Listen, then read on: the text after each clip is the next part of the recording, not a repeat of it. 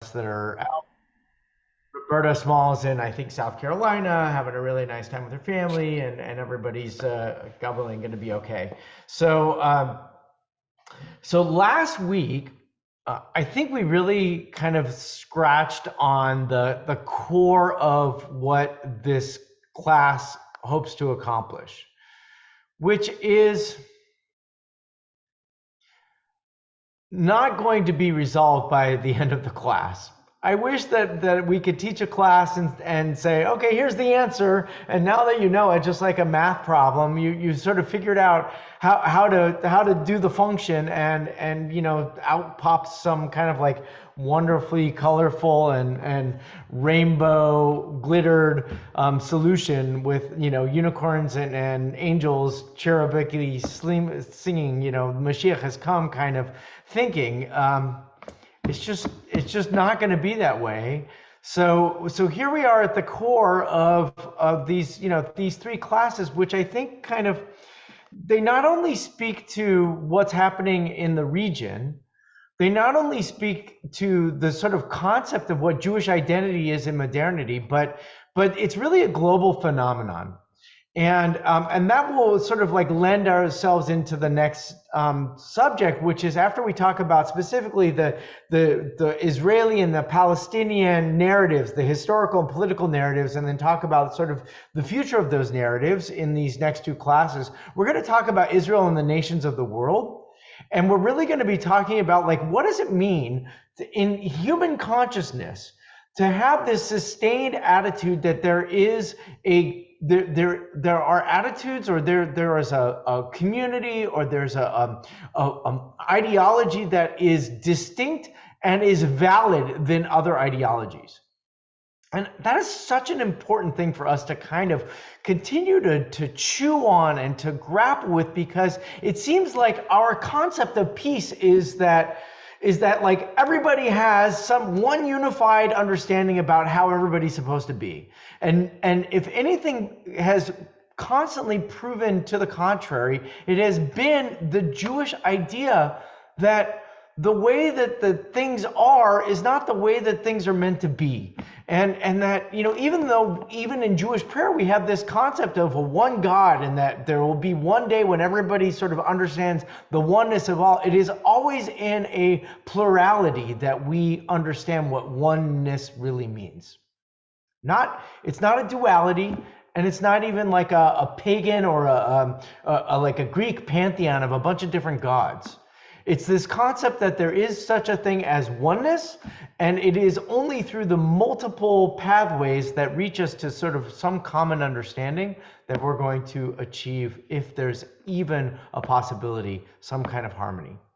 Now, the reason that I bring that up into this is because in our study today, we're going to talk about some of the political underpinnings, and we're going to be tempted. I think we're always tempted to say, well, here's the us and there's the them, and whoever they are, they can have their own point of view, but we're going to stick with our point of view. And somehow at the end of this, as long as we have a better point of view of our own thinking, then they're entitled to their own point of view. And I want to submit that that is just as problematic as perhaps the sort of like coarsened and hardened divisions that exist between us and them from the outset. It isn't merely just accepting that other people have a point of view. We have to collide with each other. We have to understand what it means for us to interact and dwell among each other when we have divergent and opposing points of view. This is one of the great contributions of American Republican democracy. And it's something that was so very clear, at least at the very, at least historically in 40, 50 years ago, when there were divergent political views, but people sat down at a table together at the end. Today, that doesn't happen. And the coarsening of these points of views is not something that I think is a consequence of, our own arrogance or our own ignorance. It's actually a refusal to think that us and them exist, that there is a possibility of some kind of oneness, that does exist even with different points of view. I would submit even further that this is a religious, a theological problem that we're facing today. That it's about us having a sense of belief, a belief that things can be better, a belief that things can be, there is unity that can exist, and it isn't about unity that we envision alone. So we have 2 very important weeks to kind of play with that. And also we'll see sort of the horizon of the rest of the course taking that trajectory. Judy, you had your hand raised. It can only happen if both sides are willing to do that. Right? So, and this is sort of the, look, there are wars going on where, wars happen because one side says, oops, I'm gonna put that in mute. Okay, one side says, we want you to listen to us, right? I mean, just like be a parent, right? Have you ever talked to a rebellious child, right? All we want you to do is listen to us, right? And you're not going to listen to us. Well, we're going to just, force you into listening to us. And the problem is that stubbornness and rebelliousness and maybe even differing points of view that are diametrically opposed create conflict there. So I appreciate you bringing that up, Judy, because you're right. The moving forward is mutual willingness to see something together. And I want to add, as we learned today, on that note, that there are those voices. And if you feel like what you get in your media is that it's Israel versus the Palestinians, or it's left versus right, and you are overlooking the fact that there are people that are willing to listen and willing to sit down and have a conversation, then you are also complicit in the division that maintains our the division that still exists. Any other comments? Okay, just heavy sorry, it's Tuesday at 10:30 and I just dropped this, but let's study and see what we have to say together with our learning today, okay? All right. Can you all see this pretty well? Good. All right, so this is, the first thing I wanted to present is a journal that I think it's not really an academic journal, but the people that are writing this are, they are accomplished thinkers and professionals. This gentleman, Ziad Abu Zayed, is an attorney, but he also kind of takes upon himself to write. This is, popular slash, academic, somewhat academic opinion. It's opinion pieces from a Palestinian perspective. It's written in clear English, but you have to understand that it is not, it's not some of the rhetoric that we've shared before, where you have just, a ton of anger by one side or the other, that is just trying to prove a point about why they're right and the other side is wrong. So let's read a little bit and we'll jump in and sort of figure out what we mean here. Roberta P., do you feel like reading a little bit?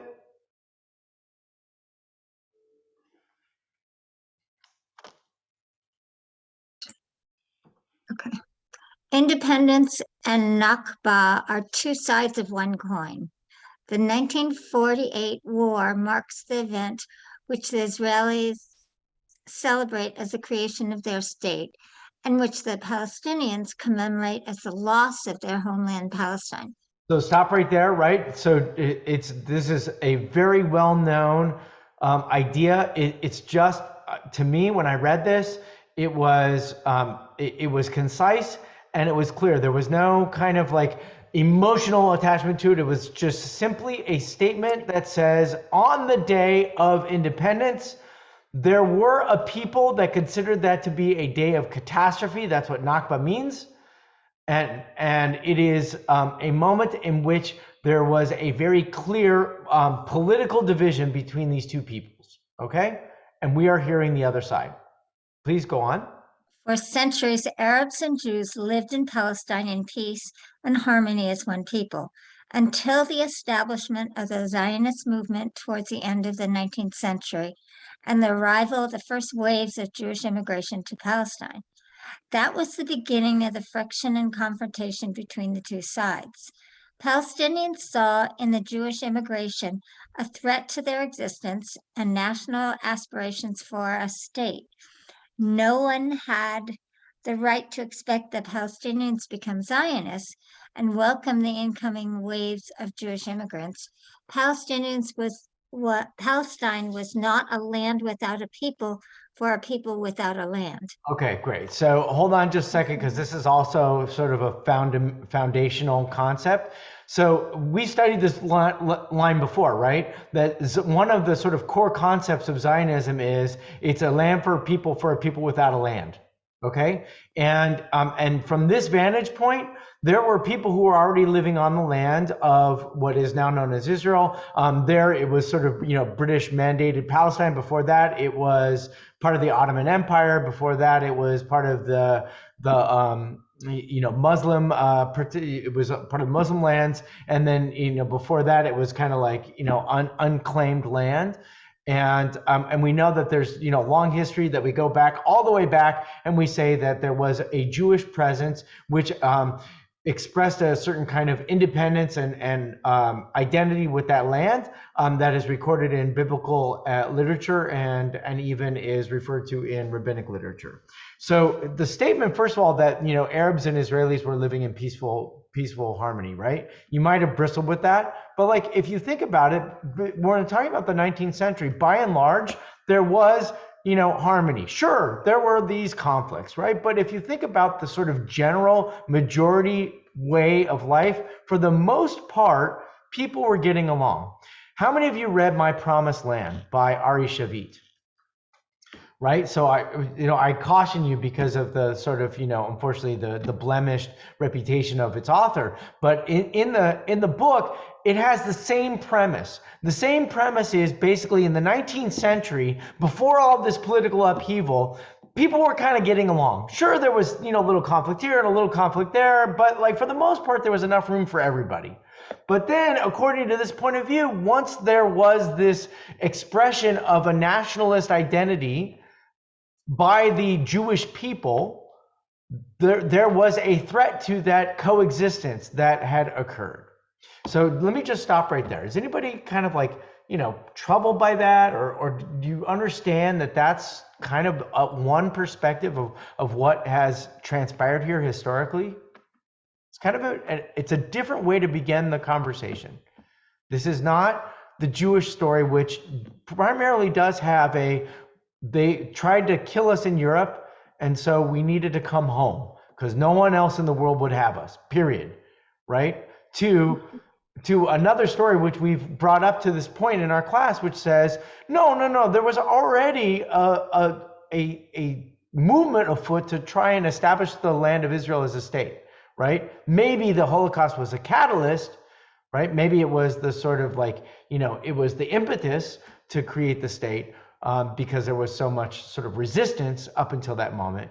But there was an idea that had even started before then. And that idea was perceived as a threat. Okay? Sherry. What year are you talking about? What's that? Is this the late 1800s or 1948? Oh, I'm talking about the first Zionist Congress, which happens in 1897. Okay. Right. And so in other words, there was already a move for an establishment of a Jewish state. What I'm talking about is in the 19th century, the 1800s, the settlers who were living in Israel were by and large peaceful coexistence with the inhabitants of the land who identified themselves as Arab, right? There was no such thing as Palestinians. That's the one thing that you might have like put a question mark. You're like, where did Palestine exist? There was no place as Palestine at that time, right? And these people weren't they weren't a national identity. When did Palestine get a name? Well, that's up for debate, right? So if you remember last week, we studied that, and there was an Egyptian academic who kind of referred to the land as Palestine in the in the early 1900s as kind of like an idea, but there is no formal identification as Palestine as a national identity even until today. Okay? There has been expressions. Do you guys, I think we've talked about this, but maybe not, right? There has been an assertion for the Palestinian independence in the United Nations, but it has not been universally approved like it was for Israel in 1948. Okay? So that's still there. That's still there. That's kind of like looming in the background. All right, so let's read on. Everybody is okay? Let's get in deeper to see what we have to say. Lori, would you like to read? Britain's role. Britain's role in creating the problem was clear. The Balfour Declaration in 1917 switched on a red light. It aroused the fears, frustrations, and anger of the Palestinians who felt betrayed by the British and their allies, and led to an escalation of the confrontations between Arabs and Jews.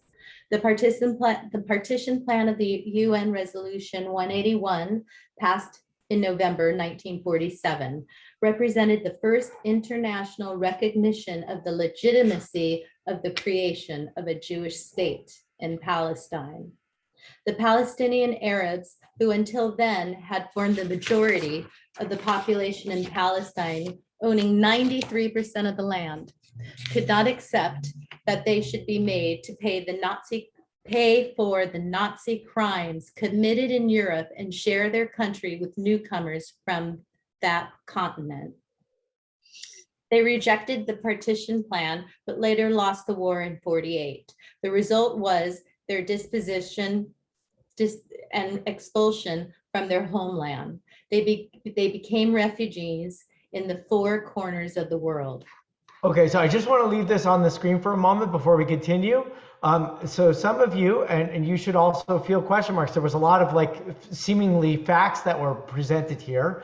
And if you want to understand like where the us and them dispute begins, it is located in center in this paragraph. So first of all, you should ask a question. 93% of the land was owned by the population. First of all, Palestine. There's no such place as Palestine. That's a problem. 2, 93% of the land was owned. How was that owned? Was it owned just because people were living on it? Did they have title to it? Was there some kind of like mandate somewhere that said that they own the land? That's a question, okay? The next one, that the attitude that these people who own the land were victims of the Nazi crimes committed in Europe is a supreme question. You should be bothered by that. I think that that's a terrible and a very horrible way to sort of like define one's national identity, okay? And then there was a rejection of the partition plan, which created a war in which 7 countries attacked Israel, okay? And at that moment, it was an attack. It was like they declared independence, and it wasn't that they declared independence and got kicked out. There was a war that took place. They were attacked, and the Israelis, or the newly independent Israelis who had created an army, defeated those armies. Those are the facts on the ground, okay? Which, by the way, this article that we're going to read is going to sort of come back from that. But you just have to know that this paragraph is not factually understood. Judy had the point. If people want to come together to have a common understanding, these are the things that stand in the way, okay? All right, go ahead and read the next paragraph, please. Although 60 years have already elapsed since the Nakba, children in Palestinian refugee camps and the diaspora still identify themselves with the villages, towns, and cities from which their parents or grandfathers were driven out or which they were forced to leave as a result of the 48 war. The sense of belonging to Palestine across the generations continues to deepen, and their willingness to struggle for the liberation of Palestine remains unabated, a struggle which started in January 65, 2 years before the 67 war. One more paragraph, please. Over the years and in historic development within the Palestinian national movement, the Palestinians shifted from their claim to the liberation of all of Palestine to the pragmatism and the realpolitik of readiness to recognize Israel within the June 4th, 67 borders and the establishment of a Palestinian state alongside Israel in the territories occupied in 67. The moderation on the Palestinian side was met with a parallel radicalization on the Israeli side. The Israeli peace camp is shrinking, and the whole political map in Israel is shifting to the right. The growing power of the religious camp in Israel is inspiring its counterpart on the Palestinian side, and the lack of progress in the peace negotiations is playing into the hands of the extremists on both sides. Okay, now that was a lot of paragraph. So just take a look for a second, because if you heard in what you just read, the tone shifts. Okay, and this is where I think when we're going to talk about us and them, it's a great place for us to spend some time. Okay, so when you hear, I mean, just horrible stories, of like Palestinian teenagers, children coming in and like stabbing Israeli military, or you hear just of like organized protests and revolts at the separation barrier and all the things that are aggravating what's happening today. One of the things that you need to keep in mind, or where we need to start, is you need to start here. So a couple things that you take away from this paragraph. One is that I think I'm sorry who asked. Was it you, Sherry? So when did Palestine officially get its name, Palestine? Was that your question? Right. So this is the moment, 1965, in which what's called the Palestinian Liberation Organization, the PLO, is starting its formation, and what you see is actually a mobilization, a political movement to fight for the establishment of a Palestinian state. Okay, so probably the facts on the ground saw what was happening was Israel was establishing itself as a legitimate country, and all of the things that precipitated the war in 1967, which was a decisive victory on Israel. Not only did it reclaim significant land, but there was also just such a political victory because all of the invading armies were defeated and retreated from their attacks. So this concept of a one Palestine was acknowledged in 1967.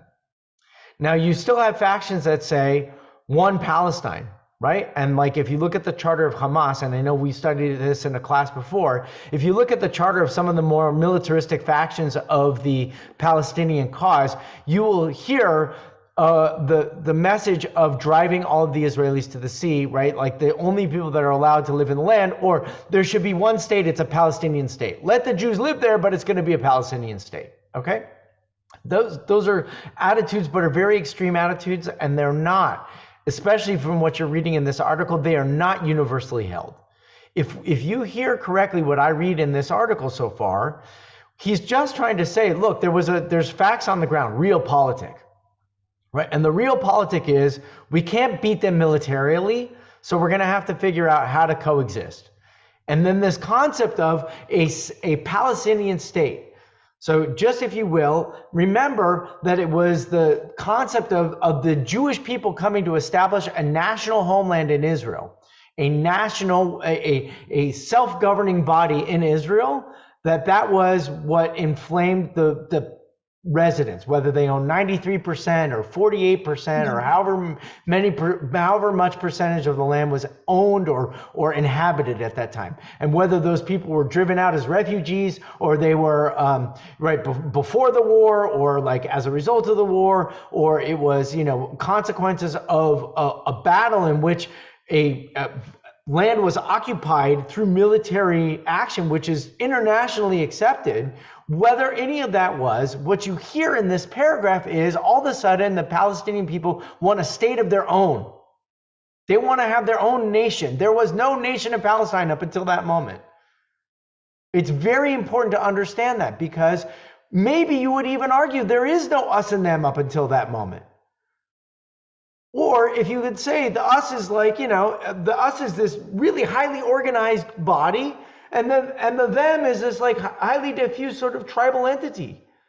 Well, all of a sudden in 65, you have this formation of what is going to be a nationalist identity, which only makes this conflict grow worse. Now, he says it's the Israeli right that causes the issues. He says that it was the coarsening of Israeli politics that caused the equal and opposite reaction of the Palestinians. But again, that might not be so clear because there's plenty of violence to identify long before this moment that might have been inflamed by people that are identified as the Palestinians. Nonetheless, and Barbara, you're next. Nonetheless, when you understand what we're talking about here, this is where it just gets awful. He said, the Talmud has two people grab hold of a talit, and one says this one's mine, and the other one says this one's mine. What do? Right? Or this is Solomonic. Do you split the baby? Right? Like, who really owns it? So these are perennial issues, and what's happened is we have a coarsening of identity, which says that you have two peoples that are fighting over the same land. Okay? Barbara and then Pam. So I'm just going to play devil's advocate just for a little bit. And I'm going to say I'm an Arab living in this land, and I've been on this land for generations. I can't even count back how far my ancestors have farmed this land. And whether you call it, grandfathered in or whatever, they consider it that they own that land. Okay, whether they have a deed or not, they own that land. They farm it, they water it, they tend it, whatever they do to it. And I can understand how I would feel like I'm being made to pay for crimes that happen over far, far away. Why am I getting kicked out and told to leave the land that I love just because they say so over there at the UN? I'm not happy about this. And I would want to keep my refugee status because I would hope, even though this is insane, that land would go back to me. Exactly. So thank you just like the Germans that were kicked out, or the Poles that were kicked out, or from whatever country, would hope one day they could reclaim that hotel they once owned, or that farm that they owned. I have friends whose families were very wealthy and lost it all, and they do get reparations. Mm-hmm. And so I can see this. The top paragraph of the second page, I can see that it doesn't make sense that you just willy-nilly say, okay, now it goes from this people to that people. Yeah, it doesn't make sense to me. Right. Which is why if I was an Arab, I would be very angry. Mm-hmm. I would be one of those determined refugees. I wouldn't want to give it up. Even though there's all this Arab land and I could move to all of these beautiful places and just go, screw it, let's just give it up and become part of Saudi Arabia or Jordan or Lebanon, and let's just give it up. Yeah, no. So I'm glad that you've articulated it, and I think that here's the sort of powerful thing, and I hope that you're all. Look, we're taking this class, so clearly you're amenable to it, but the very kind of like expression that says I can relate, I can understand. How many times when we're entrenched into conflict with somebody, right? The way through a conflict is to say I can understand your point of view. I don't agree with you, but I can understand your point of view. Right? That and how difficult that is when you have somebody says like, this land was mine. And then you're like, no, this land was mine. You say, well, this land was mine first. You're like, no, this land was mine first too. Right? And then you have sort of an intractability to like the fighting over who owns the land. Right? You can understand that there's a lot of anger and frustration and displacement that comes as a result. I'm not so sure that, at least like this argument of saying that like it's not willy-nilly. That's the point. This wasn't just sort of a snap decision by the UN. This was the sort of culmination of a long period of time. But even if you're talking about like one generation, right? One generation seems instantaneous, right? And you're talking about a family that's been on this land for 5 generations, okay? Which you might want to argue. So I'm not arguing against it, but I just want to add one piece. There were also Jewish people on the land for generations, period. It's not like there's never been Jews. It's not like people were plucked on a land and put there, right? And also keep in mind the Native Americans in North America. Yep, hold on to that. Okay, Pam. I don't know if it matters one way or the other, what I've been thinking, but being someone that is fond of factual information, I keep in the back of my head remembering that there are those that I've read that say that the 700,000 people that left that land were told to leave by the oncoming war, and that they were told to leave because the Arab armies didn't want to kill them. So they wanted them to get out safely. So I don't know if that's true or not true. And I don't think it really matters for the feelings that Barbara just expressed, but it bothers me that I don't know if that's really true or not true. So I will validate that is part of the narrative, right? Is that there were warnings given. War is coming, get out, right? This is like Ukraine. You know how many, I think, what's the number of Ukrainians that are displaced right now? 3 million, something like this, right? Is that sound about right? Right? Like tons of people have been displaced because of war that's happening, right? And like the people who are there, hopefully have stayed because they're there to protect and defend the country. But on the other side, right, there's all these people that fled, and the part that is important for you to maintain is that they were also told that after the war they could come back home and take their land back. And that's the problem. The problem was the war was over and they didn't win and they weren't allowed to come and take their land back. Or they were allowed to come and take their land back, but it was conditional.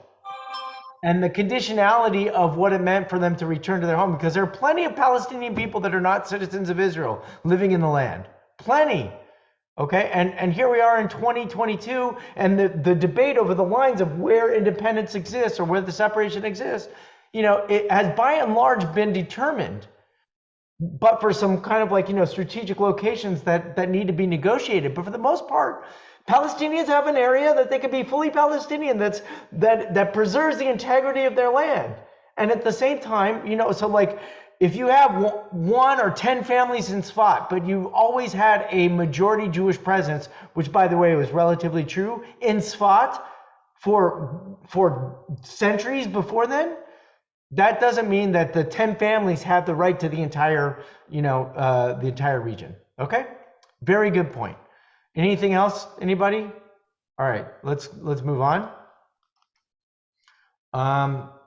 Barbara, would you like to read?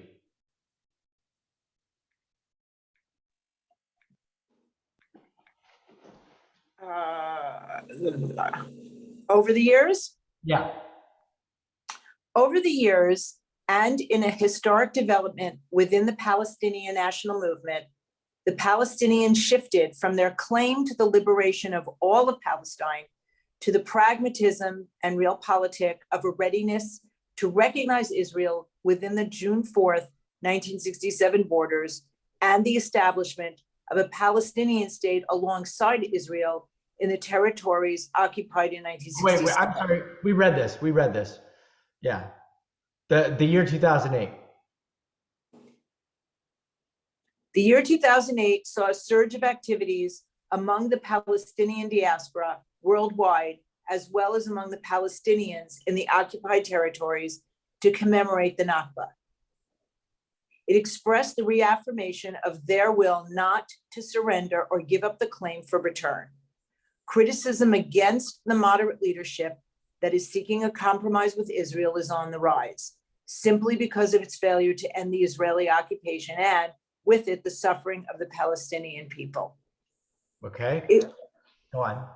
Israel is not showing any sign of readiness for historic compromise with the Palestinian people. On the contrary, it is expanding the Jewish settlements in the Palestinian territories occupied in 1967 and aborting the possibility of the establishment of a Palestinian state in the West Bank and the Gaza Strip, with East Jerusalem as its capital, the solution to the conflict on the basis of two states for two peoples. So just as you continue on the next thing, just take note of a couple things. One, Nakba as a day of commemoration, of national commemoration, doesn't begin until 2008. Now that doesn't mean that, from 1948 to 2008, that, which is 60 years, right? That the first 60 years didn't happen, or that it wasn't really a big deal. It was, it was the idea of like, of commemorating it, of memorializing it, of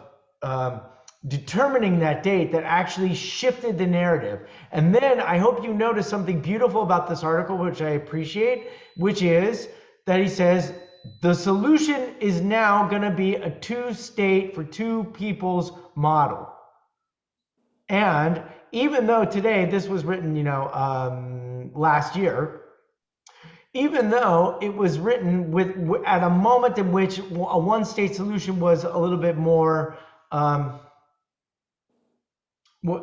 felt a little bit more realistic, because there was just so much distance between the two ideologies that in order to sort of achieve peace, went for a one-state solution, meaning that there would be a Palestinian, community that would be as a minority in the state of Israel.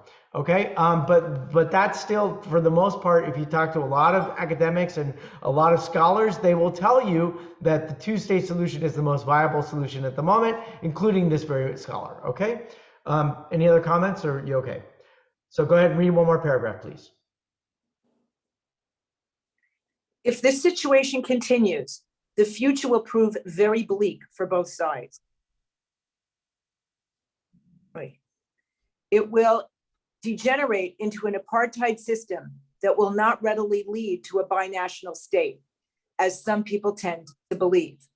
The Israelis will not give up their Jewish state, and violence and bloodshed will become the norm. The two-state solution remains the most practical option accepted by the majorities of both peoples and supported by the international community. The road to this solution goes through the immediate cessation of all settlement activity, the evacuation of Jewish settlements from the Palestinian territories, the solution to the issue of Jerusalem on the basis of equal sharing, and the achievement of a just and fair solution to the problem of the Palestinian refugees. So hold on just a second, okay? You just heard it, right? You just heard it. Those last three sentences, I'll put it back up in a second. Those last three sentences are expressed on both sides. It is probably the most common and understood definition of what should be the sort of solution moving forward. You have questions about all settlement activity, and I've seen this. I know that for the most part, what they're talking about is that there are illegal outposts, settlement outposts in the Palestinian territories that Israel currently either sort of supplies electricity and water and military support because they're trying to protect the residents, even though it's an illegal outpost. Okay, or you have these small communities that are ideologically they're like immovable. They refuse to be moved, and they're going to have to be forcibly removed. Just to give you one example of what has happened, in 2005, I think it was 2005, Israel went into Gaza Strip and took out Gush Katif, which is a settlement that was illegally in the territory that was known as the Gaza Strip, which was supposed to be governed by the Palestinian Authority. Okay. When Israel did that, because it recognized that it was an illegal outpost and that those people were being protected by the Israeli army while constantly suffering the threat of attacks from the Palestinians, neighbors, if you will, that when they pulled out, that was disengagement, that's what they called it. And when they disengaged from the Gaza Strip, that enabled that entire area to be under the autonomy of the Palestinian Authority. Anybody who was Jewish in that area was no longer protected by the Israeli military, and the Palestinian Authority presumably would be able to assume governing that body. Now, if anybody knows a little bit of history, what happened next? Who knows what happened next? It's a big thing.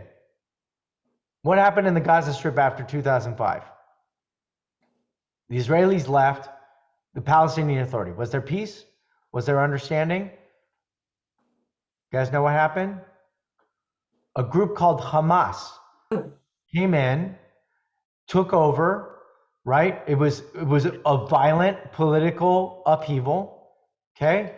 Kicked out the Palestinian Authority, which was at the time the governing body of the Gaza Strip. And now you have two governing bodies in these two places. You have Hamas in the Gaza Strip, and you have the Palestinian Authority in what's called the West Bank, okay? And what has happened since then has been nothing but constant threat of terror and violence from Hamas. And it's been a huge problem. So when you're listening to this, you're listening to the concept of 2 states for 2 people. Well, Israel says, okay, fine, we'll get out of your place. If that's what you want us to do, we're going to get out of your place. And that's exactly what they did, led by Ariel Sharon, by the way, who was one of the most violent anti-Arab leaders in the history of Israel, okay, who went in there to make peace. And when that happened, unfortunately, you have, in a vacuum, you have these radical factions that totally take over the people, because there's still like a mindset that actually transcends this sort of, once upon a time, these people came in and took our land and we want to fight our land back. Actually, you have another narrative, right? It's the other side of the us and them narrative. The us is the Palestinians who have a rightful authority to all of this land. All settlement activity in their mind means even Tel Aviv, even Haifa, even Beersheba. Every single Jewish settlement in their land is illegal and therefore needs to be wiped away. And that is a mindset that you're up against. You can't meet somewhere with that. Now, on the same note, I don't want you to be so discouraged, because the other side of this is exactly what this article is trying to say. There's an agreement for 2 states for 2 people, and us and them is going to be about trying to create some coexistence. We won't be Israelis and we won't be Palestinians alone in this land. We'll be Israelis and Palestinians, and this is their solution in the moment. Any comments? Are you okay? All right, let's go on. Jay, you want to read?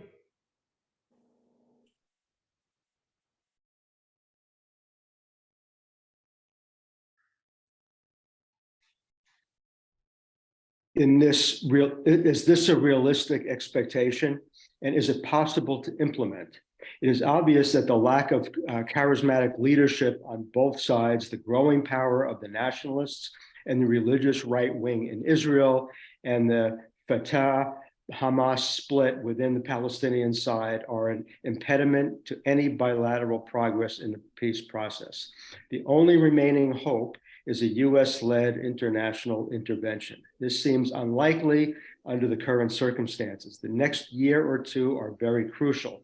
Either the window of opportunity for a settlement will be lost for decades to come, with all the possible implications and disastrous results, or a 2-state solution will be imposed by the international community, guaranteeing the establishment of all the above mentioned components. Okay, so interesting. Like he clearly, I would say this is, now you see sort of his Anglo-American influence, besides the fact that he writes in excellent English. So you kind of get a sense that he's an American, but that there was revealed. The only solution is going to be a US brokered deal. Okay, please keep going. Okay, but how can the Israelis trust the international community? That's another issue. Well, look at the last statement, right? A 2-state solution will be imposed by the international community. So, what does it mean to be imposed is, I think, your question. And I think a position would be either a significant investment of money, or it would be a significant military investment. right? Neither of Yes. which are really great. It just seems like the international community is always against Israel, but. No, that's not. I mean, it feels like it, but you know, it's not the international community. It just happens to be, you know, there are many voices. But I'll tell you what. You know what, Jay? That's a great point, and it's going to come up when we talk about Israel among the nations in the world. Okay. Okay. So keep going. This is the real challenge facing the international community as well as the parties to the conflict. Time is pressing and the challenge must be met for the sake of regional and global stability and security. This will not be an easy task, but is still much easier than going through the experience of an apartheid regime with all its implications and an uncertain fate for the two peoples. The Jews achieved their independence and statehood 60 years ago, while the Palestinians are still struggling to reach the same goal. The fulfillment of the Palestinians' aspirations to statehood, independence, and justice is the key to peace, stability, and prosperity for the peoples of Israel and Palestine. Right, great, thank you. So if you get, you know, a sense of this, I chose this. If you've done any reading, this is probably the most moderate voice that you're gonna hear. Okay, this is just the most moderate voice of on the other side. And I selected that for us, you know, on purpose because I think that, you know, we're discerning students, and I'm also looking for voices of moderation, right? I don't need to hear, as you're going to read in a couple quotes, because I brought one of the quotes from the Tamimi's, they called me a lioness, and she's, you know, part of this like incredibly radical protest opposition group in the Palestinian territories that's constantly fighting against the Israeli military as they're protecting one of these sort of questionable and probably not legal settlements in the Palestinian territory. You're going to hear a totally different voice, a voice of like just anger, right? And that also exists. This is not an angry voice. He's not saying like, shame on you Israelis. He is pointing out, look, there's radical elements to this, and you have to bear the brunt of the fact that you have some you know, religious ideals that are pushing your politics forward. This is a problem. But he also says, look, the only place for peace and stability is what? What's the takeaway? Where are you going to find peace and stability in this argument? Go ahead, Barbara. In a two-state solution, go ahead and unmute. In a two-state solution, and more particular, in the support of the Palestinians as a people, period. It's almost as if you know, if you're angry, which I get angry sometimes, and you're like, how come the political apparatus of the Palestinian people can't do better for their people? If you ever feel like that, I feel like that all the time. How come their medical system doesn't help them? How come their economic system doesn't help them? How come their political system doesn't represent them, right? And I get angry with that. Well, maybe if we like did a better job of helping them with that, because maybe they need more help than, you know, should be expected, we might actually have a better solution to our problems right now. Barbara. Are we helping them now, or who's helping them now? Oh yeah, for sure. I mean, but look, the world is complicated. So like, you know, the United States funnels billions of dollars to the Palestinian Authority. Just remember that, right? Like there's money going there just as much as there's money going to Israel. Okay, just how Israel uses it is totally different than how the Palestinian They were people. building tunnels. Right. They build tunnels, they line their pockets of their politicians, and they don't provide enough for their people. And it's frustrating. Okay, Barbara and then Judy. Oh, go ahead. I have a question. This has to do, now I'm back on the Israeli side. So my question is, I want to say this delicately, but I feel like the Arab countries could have absorbed these Palestinians, but they're using them as pawns to create this tension and keep the Jews maybe scared, maybe just to a smaller amount until they can access the land again and be the majority over that area.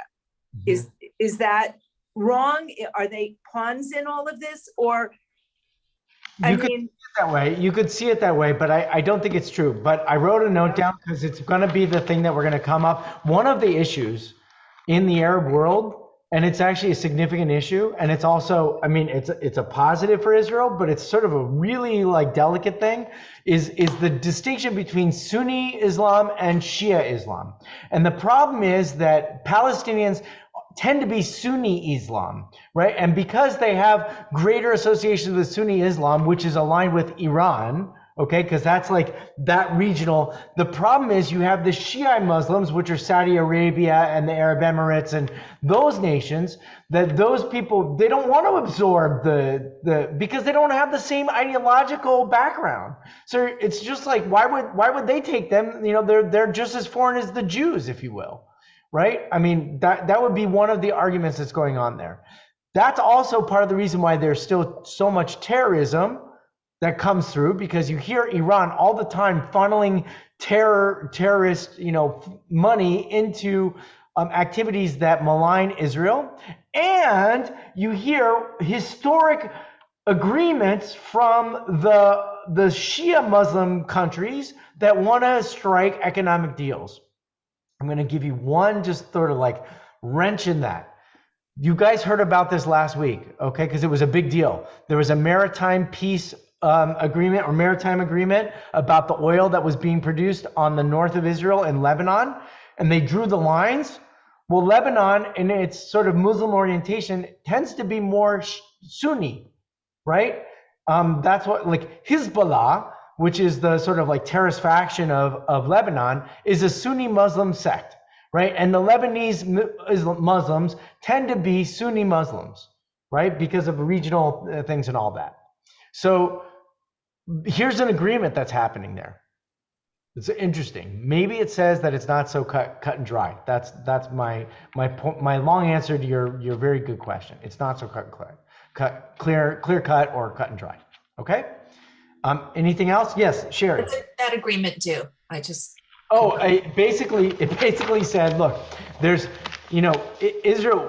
The reason why this is this is an important piece. I'll come back to it, so I'll probably repeat it. But the reason why there's a little bit more peace in the Middle East with some of the Arab countries right now is because Israel discovered a massive natural gas field off of its coast. And all of a sudden, Israel became a player in the energy production game.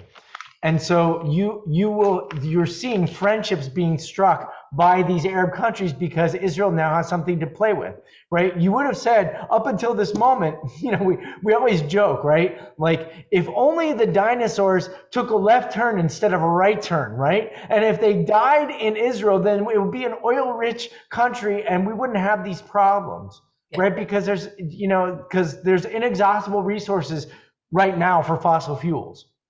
Okay, when Israel discovered this natural gas field under the sea, part of the fields, there are several fields that were discovered. One of them is right along the disputed border between Israel and Lebanon. Lebanon wanted to take a claim for it. Israel said, no, it doesn't belong to you, but here's the part that will belong to you. And what they have, by the way, is significant. It will be profitable for them. But it's not all of it. Okay, because the part that is in Israel territory, they agreed. This belongs to Israel, this belongs to Lebanon, and that was the agreement. Okay, all right. Let's move on. Unless any other comments for the moment. Okay, thank you very much. Jeannie, feel like reading? Sure. The term Nakba was first used in the context of Israel in a pamphlet written by Syrian professor and intellectual Konstantin Zurek. Zurek is what I take for my allergies. Okay. You can say that too. On August 5th, 1948, as the war was still raging. Surprisingly, in that pamphlet, Zurek does not refer to the Nakba as something the Israelis did to the Arabs, but as a self-inflicted and humiliating wound caused by the Arabs themselves. Pam Ross, that's the fact. Do you see that? That's the flee your homes and come back later. Okay? Please continue, just so we're clear. Just so we're clear, Professor Zurich was not some Jew-loving pro-Zionist. In fact, he couldn't have been clearer about his position when he referred to Israel as the Zionist enemy, a term we will continue to hear from the Ayatollah of Iran, the leaders of Hezbollah, etc. And yet, Professor Zurich very clearly defined this disaster as one that befell the Arabs by their own doing, a humiliation they should take responsibility for. Okay, so again, the reason that we brought this up is because I wanted you to see that the issue is of Nakba is not necessarily, it is not a clearly defined line between us and them. Okay, and what you have here is you have an us defined as the newly independent Jewish state or state of Israel, Jewish state. I'm sorry, I said that without thinking about it. That's a complicated term. And then you have the sort of like sense that there was a Palestinian people that were kicked out of their land, which they own most of the land, and that they were supplanted by Europeans who just wanted to, put the Jews somewhere because they couldn't live in Europe anymore, right? That's not how this is, because even the term Nakba isn't something that was imposed by Israelis. It wasn't a consequence. It was a self-inflicted wound. The Arabs, they made a calculated mistake, if you will, right? They thought that if they went to war against Israel that claimed independence, they could conquer it and then subject it, and they lost. Candy wrote, "The harnessing of anger is power." It's so interesting. I heard a thing about Twitter today that was like just exactly like that. If you want to understand Twitter and what's the problem with Elon Musk, potential problem with Elon Musk owning Twitter, it's the fact that there was so much anger and hate that was used in Twitter that people got kicked off of, that people got upset, and that Elon Musk has said, hey, I think everybody should be able to express whatever they want, right? And the problem is that includes anger. And the problem behind that is what Candy's pointed out, which is that it is power. Then she also writes, anger may recognize problems, but does that power solve them? It usually relies on others to solve, right? In other words, anger is a power, but it's not a power that promotes solution. It's a power that promotes submission, right? If only you would listen to me, so says the abuser, okay? Very good point, very important point. And now you hear what this was Noah Tishby, and she's just, I think it was clear, right? So Nakba is not so clear. So any other points, comments? Let's go on. Okay, and go ahead. You want to read the next one, Jeannie? Ironically, as a result of the Arab invasion, Israel now controlled not only the area that the UN had originally set aside for the Jews in the partition plan, but an additional 1/3 of the former British mandate's land, including West Jerusalem, the Galilee, and the bigger part of the Negev desert. The local Arabs did not use this opportunity to go back to the UN partition plan to ask to establish their own state, and so an Arab-Palestinian state was never established. Instead, Egypt took the Gaza Strip and Egypt took the Gaza Strip and Jordan took the West Bank, even though the partition plan allocated these territories to the Arabs, to the local Arabs, the Palestinians, for a state of their own. Right? So taking that first article where we said, remember how I said one of the things that you should be questioning is when does Palestine become Palestine, right? Which we asked. Right, and the thinking began in the early 20th century, but it doesn't really start to take hold as a political ideology or entity until 1965, right? Which is nearly 20 years after the establishment of the State of Israel. Now, 20 years is not a long time in the history of nations, but if you wanted to say that this was, that the Nakba represents a moment of catastrophe and that you were going to look for the international community to help to ameliorate or resolve the catastrophe, then you should be advocating for your own independence as well. And they didn't. Actually, what happened was they became refugees. And we've talked about the UN refugee UNRWA, I forget the sort of acronym what it is, right? And the fact that like you had refugees that have now quadrupled or quintupled in size because the UN still maintains people and the descendants of the people as refugees and not as, you know, perhaps people that should express their own autonomy in an independent state. It's very hard to reach a two-state solution if you don't have a second state in which to solve together. So here, that's what Tishby brings up. Okay? Why does Jordan want that territory? So Jordan and Egypt, right, at the end of 1948, they didn't care about having a Palestinian state. They didn't want to protect their, you know, their cousins. They wanted the land for themselves. That's what happened. And they lost. Right? That's what happened in 67. You could argue that's what happened in 73. I just heard if you've ever listened to the podcast, I'm going to put this in. It's called Israel Story. Yeah. Yeah. So if you like podcasts, this is another very interesting one.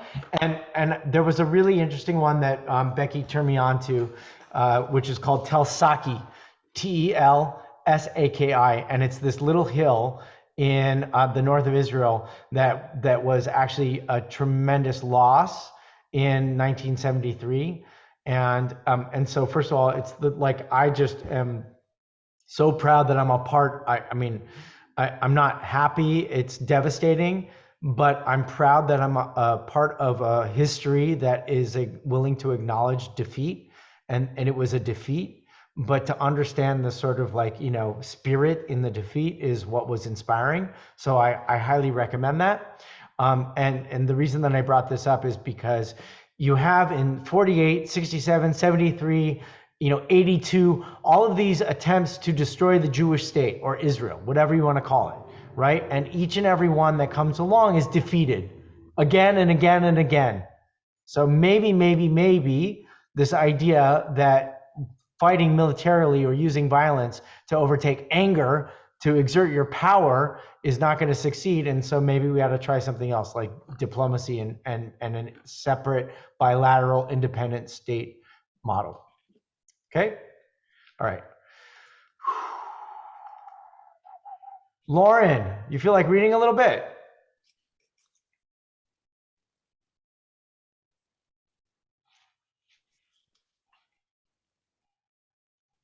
Okay. While most of the world refers to the West Bank as occupied, the more accurate description is disputed territory. Occupation refers to foreign control of an area that was under the previous sovereignty of another state. In the case of the West Bank, there was no legitimate sovereign because the territory had illegally occupied by Jordan from 1948 to 1967. It is also necessary to distinguish the acquisition of territory in a war of conquest with a war of self-defense. A nation that attacks another and then retains the territory it conquers is the occupier. One that gains the territory while defending itself is not in the same category. This is the situation with Israel, which informed King Hussein that if Jordan stayed out of the 1967 war, Israel would not fight against him. Hussein ignored the warning and attacked Israel. While fending off the assault and driving out the invading Jordanian troops, Israel came to control the West Bank. Stop right there for a second, okay? Right? So now we're talking about, like, again, us and them and whose territory and what. And after independence, and we're talking about 67, and you begin to see sort of like this kind of unfolding.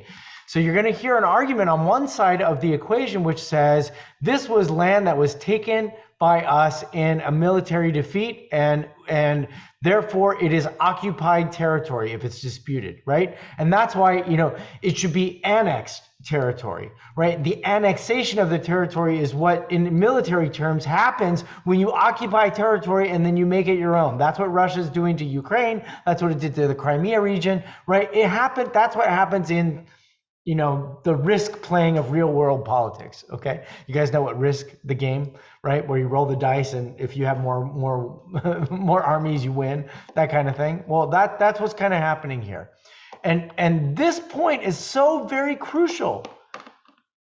Israel did not attack.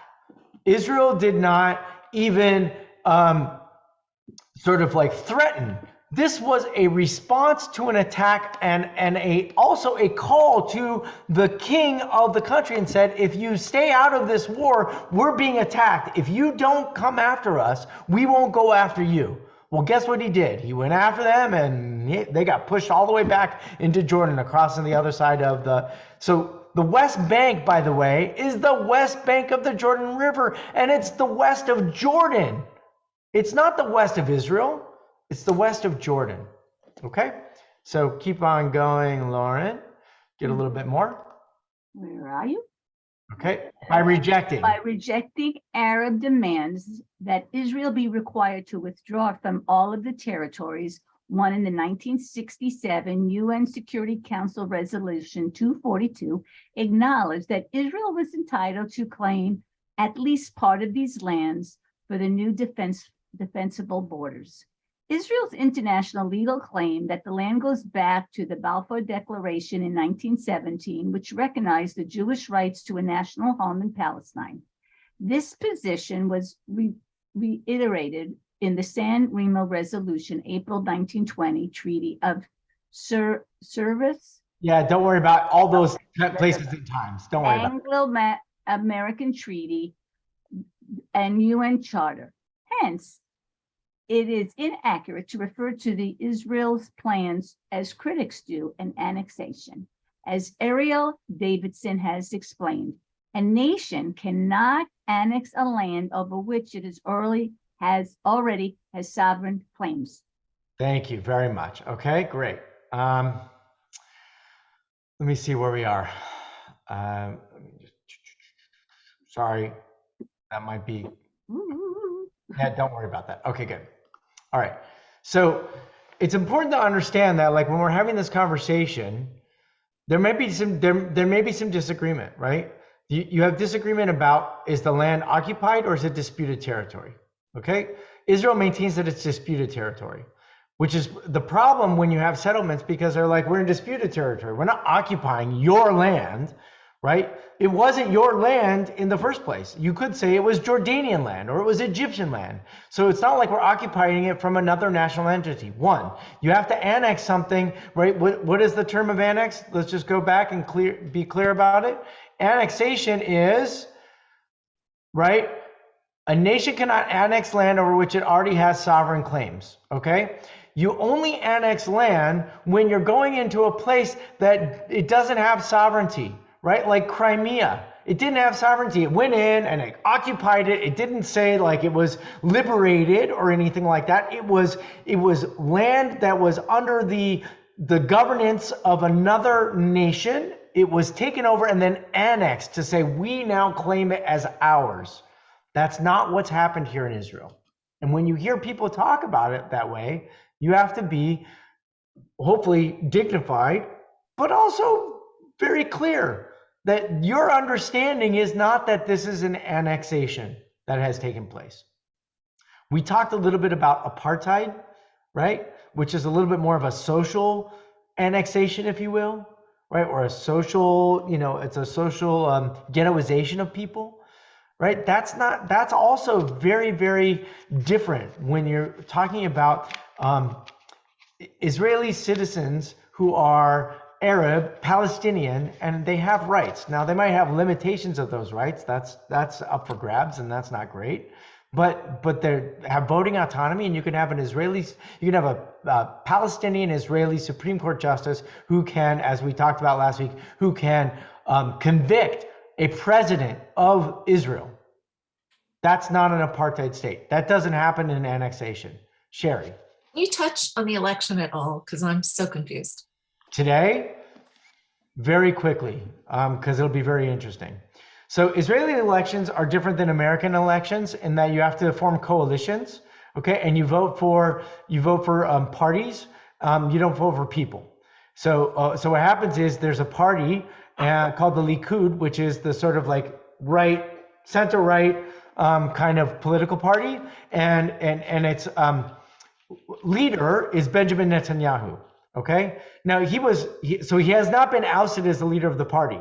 He's been appointed as the leader of the party. He continues to be appointed as the leader of the party because he's trusted, despite the allegations of his corruption. He is trusted.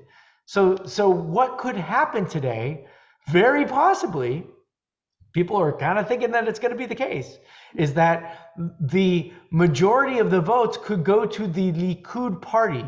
At which point, if the Likud party, which would go and have a coalition with some of the other groups, and they tend to go with the more like right-wing and conservative groups, I don't know which way on the screen it looks like, but you know what I'm saying, right?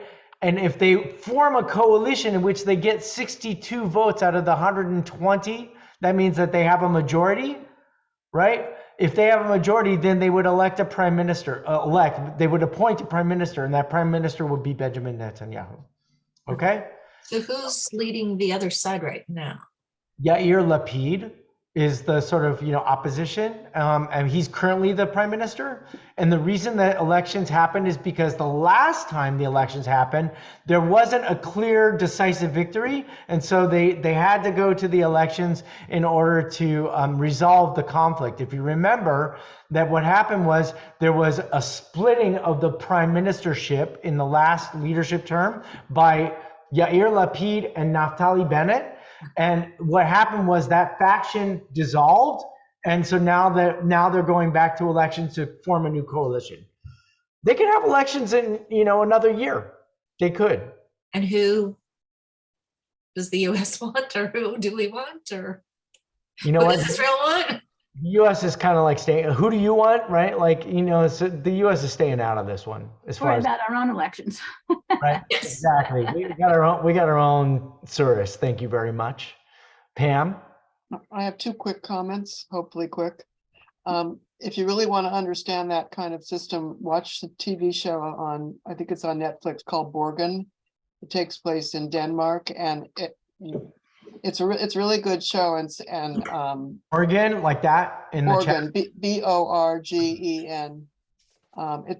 We watched all of the first few seasons, and then we got a little bored with it. But you really can understand that kind of government situation. And I forgot the second thing I wanted to say. You'll come back in a second. That was a really good point. It's a good TV show. And also, hold on, Lauren. And just to remind you, we were talking about the Israeli political party system and the need for coalition. I don't know if that. No, you don't remember. Okay, Lauren. I have something a little off topic, but it's good news. I heard from Bobby Berg, that some of you might know her, and her book has been published. And the name of her book is called, wait, I thought I had it here. It's called A Bowl of Psychology with Chocolate on Top. And it's available on Amazon. So I got this. So she's, I don't know how she's doing physically, but mentally she's doing great. So it's called A Bowl of Psychology with Chocolate on Top. I'm plugging it for her because if you know anything about Bobby Berg, she's brilliant. And I'm sure and she said it's like 1 or 2 little pages to induce or explain concepts, to entertain the reader, inform the reader. And it sounds interesting to you, go on Amazon and buy her book. You buy Josh's book once it's published. She's doing a lot better. Is she good? Okay, so I just wanted to end on a happy That's a great happy note. Yeah, I'm going through the copy editing in my book. It's no fun. This is the worst part of the process. And I'll be your PR guy. So all right. So I tell you what. Yes, Alice, go ahead. Just quickly going back to Israeli elections. If in fact Netanyahu becomes the prime minister, it's my understanding that he is not in favor of a two-state solution, nor does he want to stop Israeli settlements from happening. So if he's elected, can I assume that the majority of the people living in Israel do really not want those solutions to the conflict? Question mark? Good question. So, and I can't say definitively or emphatically one way or the other, so I'm going to dance. Okay, so in my dance, here it is. You would just like we elect Joe Biden, but we don't always like agree with every sort of like policy view that he has, right? We sort of feel like he represents the most of us, right? I'd rather have had Joe Biden than a Donald Trump, one would say, right? Because even though I don't agree with everything with Joe Biden, I agree with him more than I agree with the other. And I think that there's an attitude about that. So I would say if you were to go and poll people who want to have Benjamin Netanyahu as their prime minister and ask them what is his attitude about the settlements and about the one-state solution or two-state solution, you would get some of this kind of like waffling about it. Because I think that I believe that the majority of Israel wants a solution to the problem that protects the dignity of the Palestinian people, that supports their desire, if they desire to have their own national identity, would support that, and absolutely wants to minimize any violence or harm that comes against their children. Because if you live in that world, that's just the most devastating thing. Okay, so is it that there are factions that say one Israel and wipe out these horribly wretched people that only want to kill us? Absolutely, right? Absolutely. Is that a majority point of view? I don't think so, Alice, because I just don't think it's humane. So and I believe that our people are intelligent. But I think politics and what energizes people might be catalyzing Bibi Netanyahu to resume a premiership. They trust him on things like the economy. They trust him on things like security. So, which, by the way, I would just like one last point. Benny Gantz, who was an opposing figure of Benjamin Netanyahu, he was like basically the center. He was a centrist leader, but he literally had conversations with Mahmoud Abbas recently. And I think we're going to talk about that next week in our class, right? That there are conversations recently that are happening with the Palestinian Authority with the top levels of leadership, meaning that it doesn't matter what Bibi Netanyahu thinks. These people are talking and trying to figure out how to move towards a responsible and peaceful solution, no matter who's in power. I saw a couple hands wave. Judy. I'm off topic again, but what's this thing about being referred to as a Jewish person versus a Jew? Have you heard about this? No, I haven't heard it. Other than I would say that's an interesting thing, but I haven't heard anything about that. Yeah, there's a whole debate about it. People are really angry on both sides. Interesting. In Israel or just in general? In general. Yeah, I think I've shared with you the first time that the word Jew is used to refer to the Jewish people and not like a locality, not the Judean people, right? But like Jew as a cultural and national identity, if you will, is in the book of Ezra, right? Which is at the end of the Bible, right? So everything up until that moment is kind of a concept. And it's not really, so Jewish identity as a cultural, historical, religious identity is one way to define people. A Jewish person may not necessarily, encapsulate somebody who's got that level of identity. I'm interested to learn more about it. I don't think I could speak about it. Very quickly, Barbara, did you have something to say? I saw your hand waving. You're okay. All right. Unfortunately, I have to conclude our class today. Sherry, are you okay? I know we're like in the what ifs. Next week, we'll pick it up. Write your question down, save it, and I promise we'll answer it. I hope that you all have a very, very good